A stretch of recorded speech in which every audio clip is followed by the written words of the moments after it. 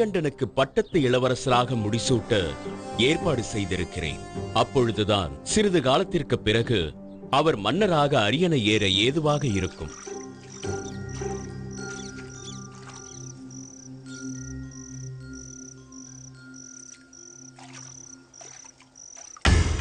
இதுதான் தக்க சந்தர்ப்பம் என்று எதிர்பார்த்த அமைச்சர் மகாராணியை தனிமையில் சந்தித்தார்.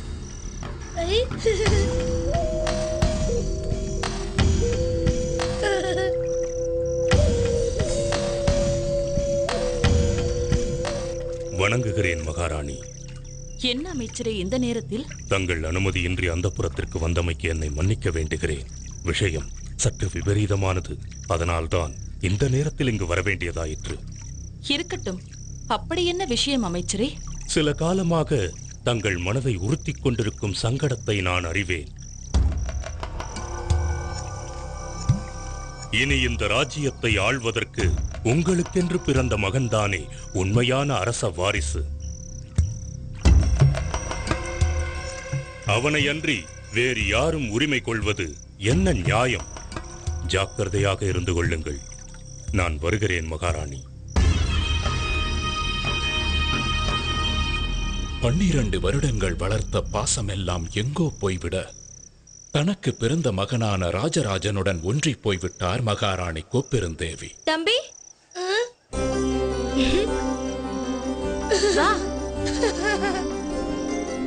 அண்ணா,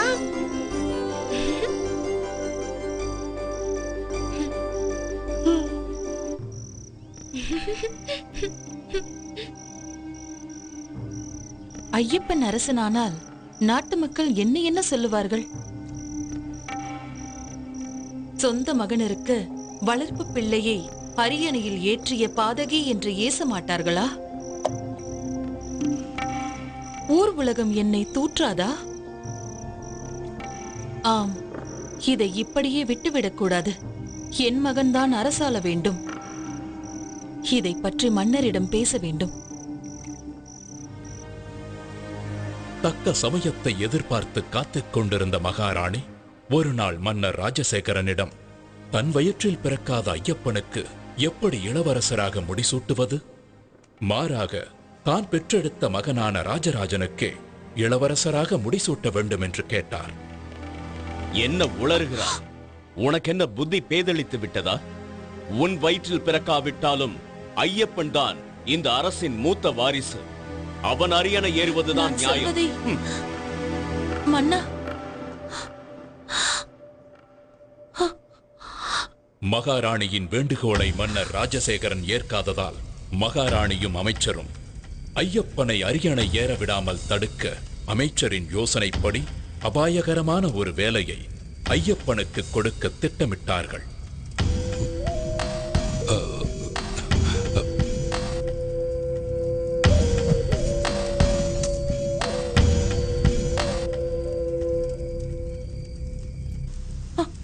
அதற்காக கோப்பெருந்தேவி பொய்யாக தலைவலி வந்தது போல் நடித்தார்.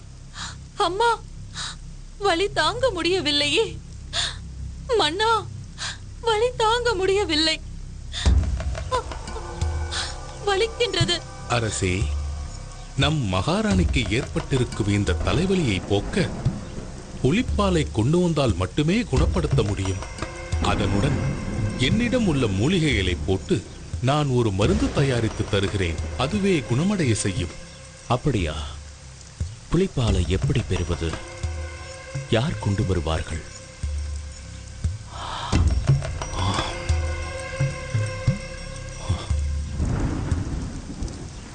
தந்தையே, தாயின் தலைவலியை போக்க நானே காட்டிற்கு சென்று புலிப்பாலை கொண்டு வருகிறேன். தந்தையே, பயப்பட வேண்டாம். என்னை காட்டிற்கு செல்ல அனுமதியுங்கள்.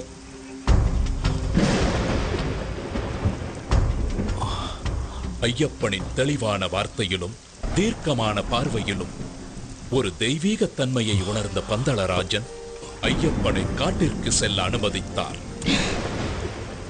இதை கேட்ட அமைச்சரும் கோப்பெரும் தேவியும் தங்களது திட்டம் நிறைவேறப் போவதை நினைத்து பெருமகிழ்ச்சி அடைந்தனர்.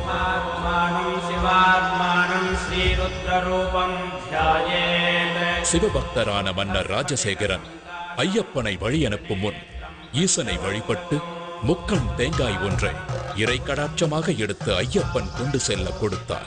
கூடவே உணவுப் பொருட்கள் சிலவற்றையும் போட்டு அதை இருமுடியாக கட்டி ஐயப்பனிடம் கொடுத்து வழி அனுப்பி வைத்தார்.